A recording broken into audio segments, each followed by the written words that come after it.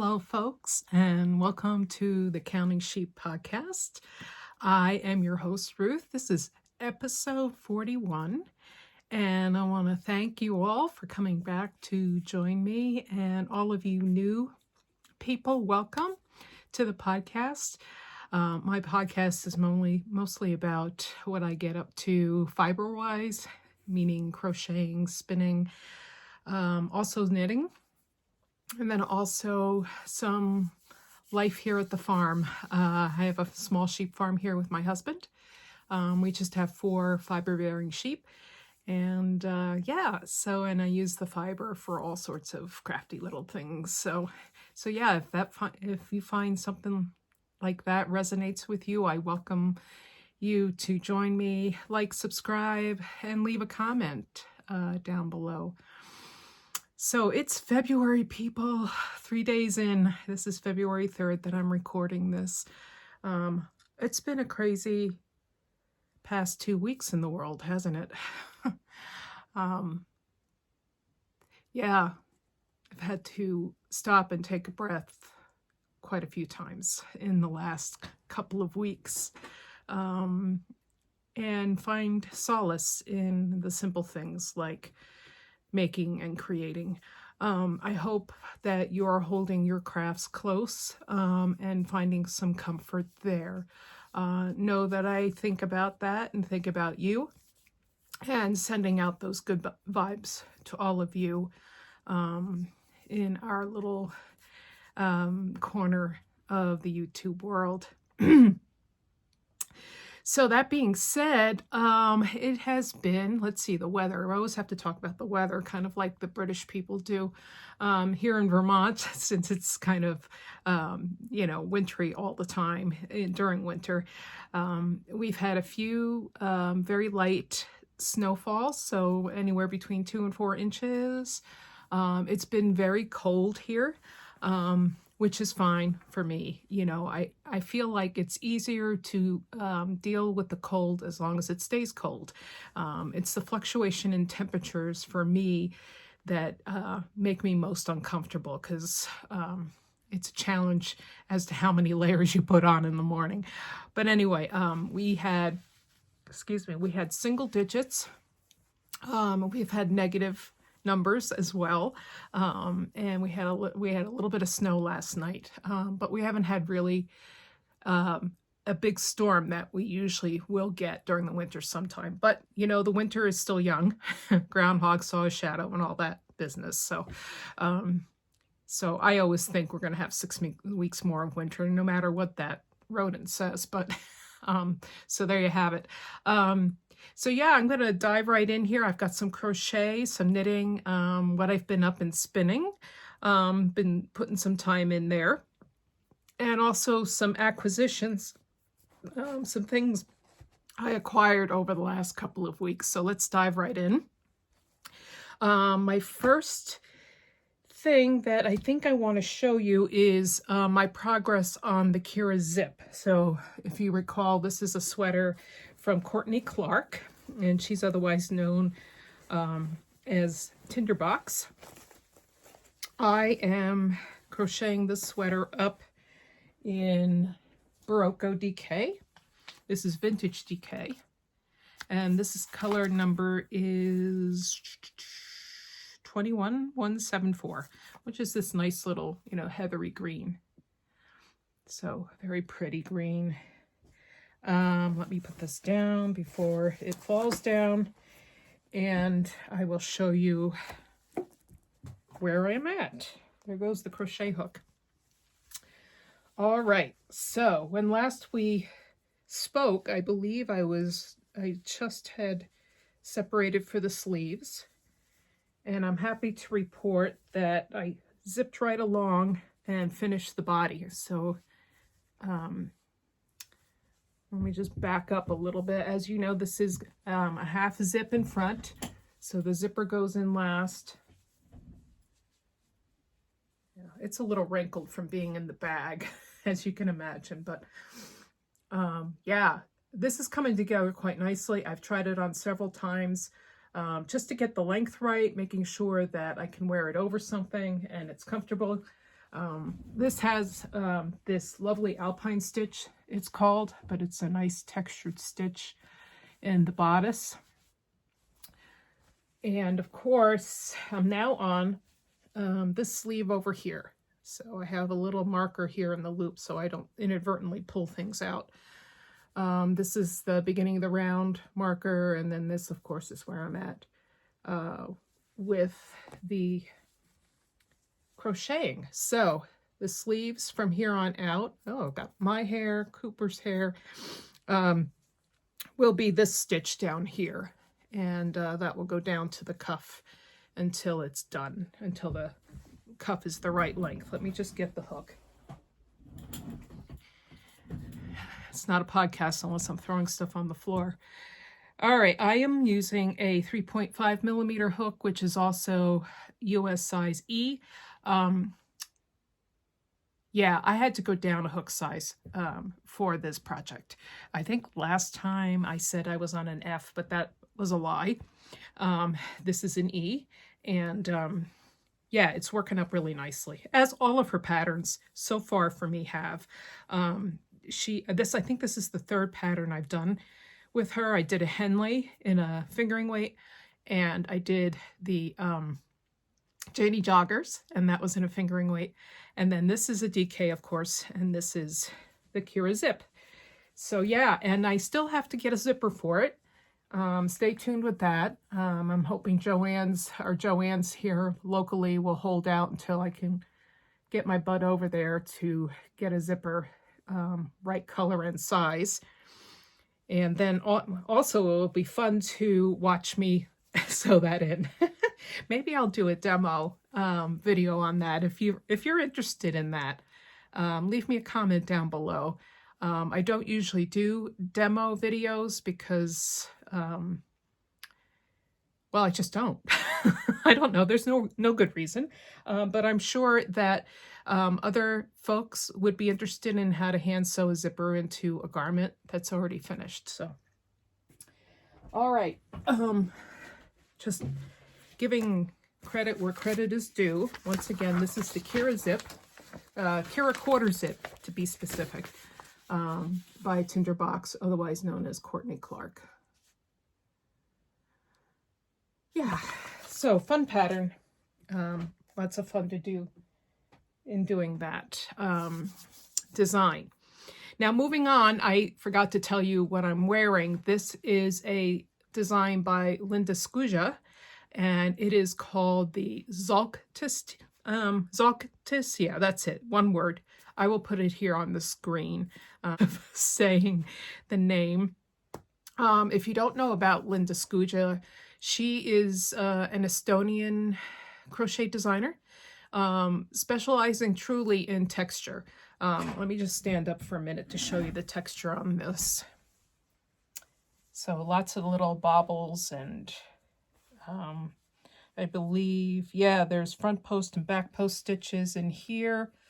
And it goes onto the back as well. This is a top-down,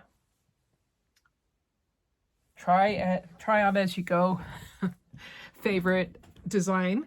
And she has a book out, in case you were wondering about her. She's on Ravelry, and she also has her own Etsy store. And this yarn, unfortunately, is no longer available. It was a beautiful wool alpaca blend that Webb's of Northampton, Mass. used to carry. They discontinued it. It was one of their own lines of yarn, but not quite sure why they decided not to carry it anymore. Maybe it just wasn't popular, but it certainly was with me. It came in all sorts of colors. Anyway, this is Linda's book here. It's called Crocheted Sweaters with a Textured Twist. And I have to say, I have yet to make a sweater out of this particular book. However, I've made another sweater of hers from a single pattern. This was a single pattern. And then I'm also looking at making a newer design of hers. This one came out last year. This is called the Sivu Tee. Of course, I would wear it like this, as a layered piece. her schematic is made such that it is to be worn next to the skin. However, you can obviously, as a maker, do whatever you want. It's also done in a sport weight yarn, and I actually have a fingering weight yarn. I have enough of 2 different colors of fingering weight yarn to make this, and I guess I'm looking for your opinion to see which you would choose. These are both beautiful yarns by Hope Made Yarn Co. Hope is a dyer in New Jersey. I had the privilege of meeting her face-to-face at Rhinebeck this past fall. Both of these are done in her Hope Favorite base, which is 80% extra fine superwash merino, 10% cashmere, and 10% recycled nylon. Excuse me. And I can attest that this is next to skin soft. This first one is done up in her possum colorway. So as you can probably see, I think I'm seeing it myself. There's a light gray with some gray variations, and then also some pink in there. Excuse me while I take some water here. I feel like it's been very dry lately. And then this is Phantasm. This is also a lovely, it's a lovely gray, but much darker, obviously, than the possum. And like I said, I have enough in both, but I can't decide which one I want to do. So leave me a comment down below. What do you think I should do this Sivu Tee in? I'm really in love with this texture. It looks like leaves to me, which I'm sure that's what she had intended by this design. I'm also on the fence about actually lengthening the sleeves. I'll see when I get it to that point, you know, when I get it done, because you can obviously very easily add length to the sleeves. And I probably have more than enough yarn to do that. So I'll see how I feel at the time. But anyway, it's very pretty. So yeah, I welcome you to check her out and let me know what you think about these colors. Which one would go good with that? Because I'm really on the fence. I'm having a hard time deciding. But truly, I want to get the Keira Zip done before I start another crochet sweater. Yeah. And yeah, check out Linda's book. Nice sweaters in it. There's just the back cover there. So yeah, good. And so that's it for crochet. I'm going to move into knitting. Yeah. So in knitting, I have a tale of woe. So if you recall, I am making, not past, present, the Halftone Pullover by Kim of Indigo Knits. This one here. And as you can see in the picture, that sleeve, her sleeves are quite, have quite a lot of positive ease. So that should have clued me in A. But when I was doing the sleeve, when last we spoke, I think I was doing the color work part here. And that's well and good and fine. And then after the color work ends, you start the decreasing in the sleeve. So my first problem was, in order to do all of the decreased rows, this sleeve ended up down by my ankles. I mean, not literally, but it felt like it. So way too long. So I frogged it back and then decided that I would just make up for all the decreases I was missing in this last row before the ribbing. And I did that. But as you can see, this cuff is huge. This is 82 stitches around, which should have clued me in that this was going to be gargantuan. But it didn't. I don't know. For some reason, I thought, oh, 82 stitches fingering away, maybe that'll work out. And no. So I don't like a sleeve like this. I don't like dangly cuffs, especially if I'm around the house doing things. They get caught and stuff, and they get wet in the sink, you know, the whole 9 yards. So my plan is to frog it back to this part, of course. See, this is the last bit of color work in the sleeve. And change the rate of decrease. So she has you decreasing every 6 rows. I'm going to probably do every 3 rows and see where I wind up. Definitely have to bring this cuff down from 82 stitches. Probably half of that would just be fine, like 40 stitches in a cuff. Because this thing, I mean, I don't know whose arm could go in that, but it's like this gaping cave. and you know, the sweater is supposed to be like a sweatshirt. I mean, that's how it's supposed to fit. There's a lot of positive ease in this. Matter of fact, I think I went down a size because, you know, too much positive ease on my particular body does not look good. A, because I'm short, and B, because it doesn't look good. Anyway, can I be honest? It doesn't look good. So anyway, here it is. So I will be ripping this back, frogging it back to the color work, and then I'm just going to kind of plot out where, you know, on paper, where these decreases are going to happen, and keep an eye on my stitch count, and try it on as I go, because you can. So, and writing things down works for me because then I can duplicate it on the other side, which is still hanging out lonely on its stitch holder until I get to it. So anyway, that is the woe of my halftone. I will be doing that this week, tearing that sleeve out. Otherwise, this thing might go into timeout, and that's not a good place for it because I have all this beautiful yarn. Once again, I'm doing this in J&S 2-ply. This is color 203. And then this is, the blue color is FC37 mix. So J&S. I think this is my very first sweater, total sweater I've done in J&S. So I don't want this to go to the wayside at all. I want to be able to finish this and wear it. I think it would be a nice comfy sweater around the house and outdoors. So yeah, I'm not dissing the pattern so much as I think for personal taste, I can't have a sleeve that wide around. Tell me what you think. Some people like oversized clothes. I can't carry it off, you know. All right. So that is the tale of my halftone.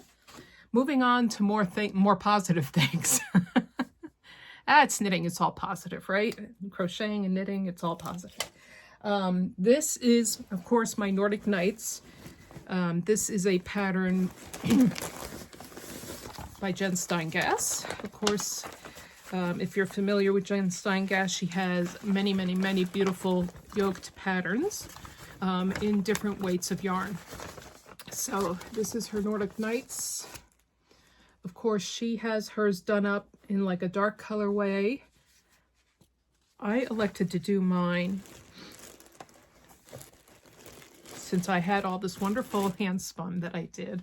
This is, goodness gracious, there's things from everywhere. This is a Rambouillet 2-ply that I spun from Dirty Girl Yarns and Fibers. She's a yarn dyer here in southern Vermont. So beautiful. I think I'm going to have some left over from this, so I'm going to definitely have to do something with this. Definitely a square will go into my blankets downstairs. So, but anyway, here it is. This is the Nordic Nights.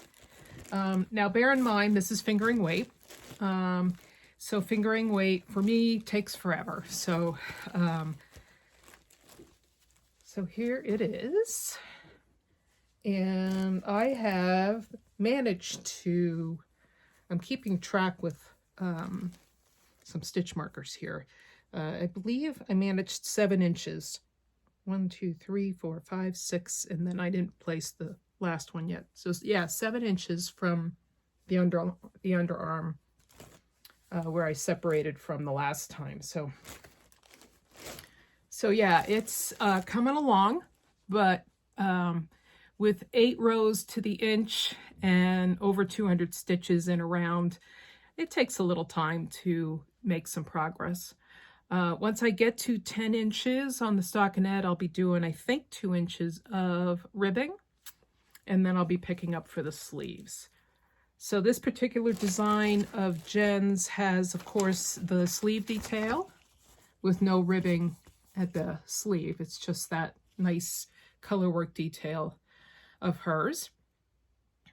Yeah, and so I'll probably have to pay attention as well with the sleeve length on that, just because of the issues I had with the other sleeve. But yeah, trying on as you go is the way to go. So yeah. So, but I highly recommend Jenn's patterns. They're beautiful. They're well, you know, she explains everything very well. Well written is what I meant to say. Yeah. Just gorgeous. Yeah, so, you know, along with the 2 sleeves I have to do on the Keira Zip, the 2 sleeves I have to do on my halftone, the 2 sleeves that I'm almost to on this, I am totally on Sleeve Island, otherwise known at Shea Counting Sheep as the Island of Sleeves. But there you go. I might have to interject a project in between somewhere here because, you know, sleeves are sleeves. But as I've demonstrated, you can get in trouble doing a sleeve. And so I'm not going to diss the fact that, you know, the sleeves are not important. So, all right, let me put this down. I just wanted to show you something real quick because I neglected to show it to you the last time in my last episode. But the episode before that one was right before New Year's. And I said to you that I was going to cast on something for New Year's Eve, New Year's Day, sort of. And I did. And I neglected to show it the last time. But anyway, it's living in this lovely bag that my friend Tammy gave me. Isn't she cute? Oh, love it. And so this is a kit I bought at Rhinebeck in the fall. It's called the Inspire Knits by Utopia. And I did cast these on. I did get somewhat into them. I'm doing mine 2 at a time. And so, as you can imagine, the yarn ends are a real thing. The struggle is real. No, it's fine. If you're going to do it this way, that's the way. I mean, I divided all my little balls of yarn up into, you know, there's 2 of the red and then 2 of the blue. So you're going to have some yarn management going on. But I just find this psychologically easier for me because once you cast off, they are done. There's no casting on another one and doing the same thing all over again. So yeah, so lovely color work pattern there going on. This is I believe a DK weight, I want to say. This is a pattern by Catherine Ashley Wright. And I want to say it's DK, but they're not telling me that, and that's all right. It feels like a DK. Anyway, some nice warm mitts. to wear in the winter, or whenever your hands get cold, I should say. So yeah, enjoying those a lot. Matter of fact, these are something I think I'm going to pick up when I'm sick of doing sleeves. I make my own trouble, you know. Don't feel sorry for me. I make my own trouble. Yeah, let me make sure that goes back in the correct bag, because if I lose the pattern, I'm totally done. All right, so that's it for knitting, I believe. I just want to make sure with my notes. I have been working really hard on a spin prep, which I have shown before, I believe. I think during the summer, I kind of did a somewhat quasi demo of my drum carding this particular fleece. The fleece is only about, I want to say 5 or 6 pounds. I left the card downstairs. But what I'm doing with it is not only carding it, but I'm carding sari silk into it. So if you don't know, sari silk, this roving you can buy. It is chopped up sari, old sari, yeah, silk from saris. What am I trying to say here? And they've processed it to roving. But as you can see with all silk, it's like, it just comes like apart here. So what they've done is they've chopped it up, because with silk, a silk fiber can be miles long. And you can tell these aren't. So they've chopped up all these dyed silk saris and they've put them into a roving. What I'm doing is taking these and combing them into this brown fleece. So, and I'm making kind of a tweedy type of yarn. It's a 2-ply. I'm also doing it as a woolen spun, which means that there's going to be a lot of air in the finished product. So the actual yarn is going to be light and airy. This is the actual yarn. So you can see those pieces in there. I've been doing this on my Lendrum wheel, and yeah, it's been really a lot of fun to see the colors come through, you know, because this stuff is very colorful, and it doesn't take much to produce something like this. So it does stick on everything, which can be problematic sometimes, but not too bad. But yeah, so that's kind of, I've been trying to get this totally processed. So the whole fleece I've been trying to get totally processed. And if you've ever processed a fleece before, you know it is a time-consuming matter. So yeah, so I just wanted to share that with you. I'm thinking, you know, toward a project, possibly one of the Elizabeth Smith knits vests. This one just came out. Actually, it's an old pattern of hers, and she kind of revamped it. This is called with the Woods Rose vest. And you can't see in the picture, but this vest actually has the yarn she used for it has speckling in it like this, like the Tweety effect. So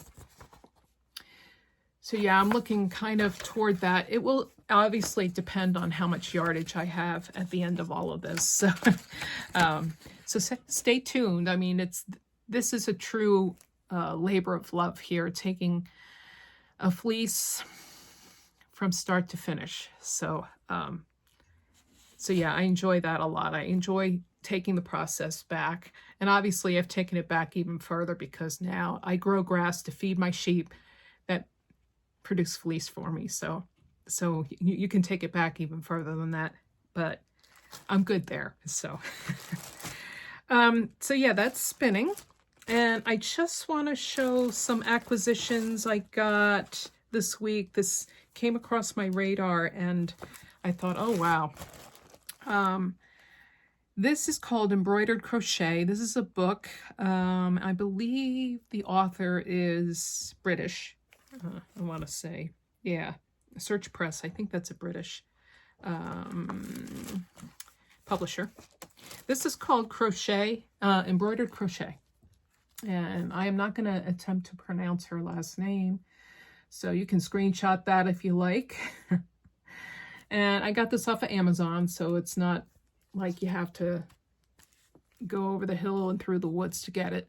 I was really grabbed by that front cover photo. That's just gorgeous.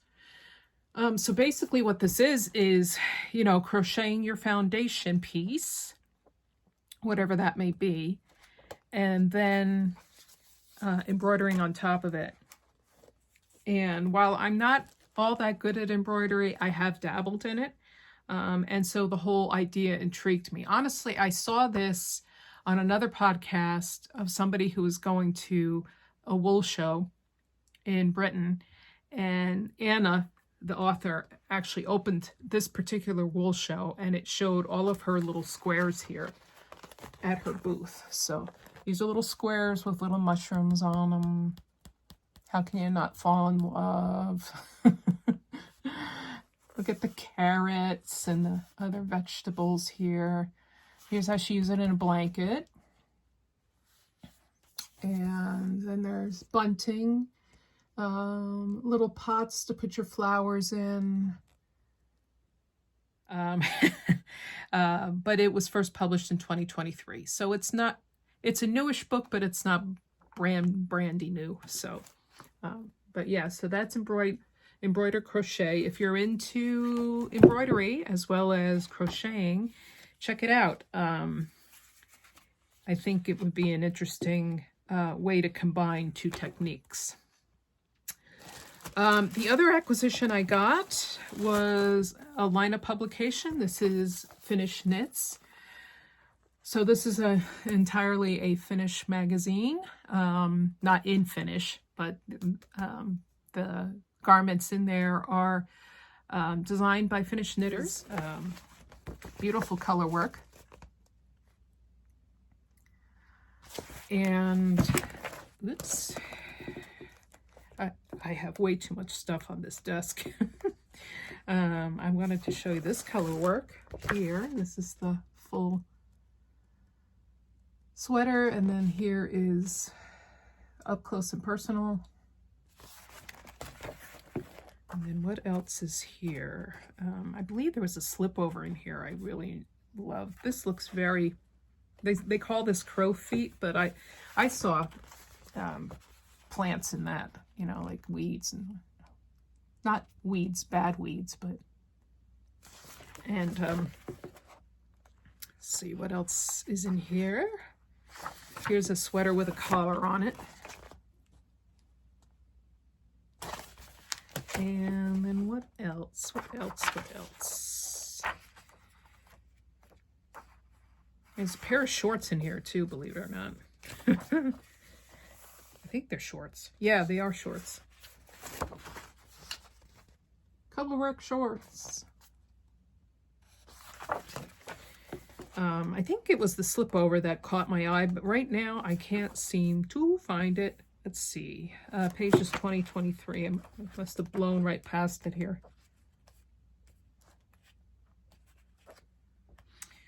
Sorry while I look. Oh yeah, here. This has. Here it is. Full length, but it's got this beautiful cable down the side. So texture on texture. So yeah, V-neck. Yeah, so beautiful. If you like, check that out. That is a beautiful publication. Laine does a lot of books, and they've got it down pretty much. So, alrighty, I think that is going to do it for me this time around. I hope you are all keeping well. Find some time to take care of you, especially in these critical times that we're having. And I'll be thinking about you. Keep crafting, and I will see you next time. Take care now.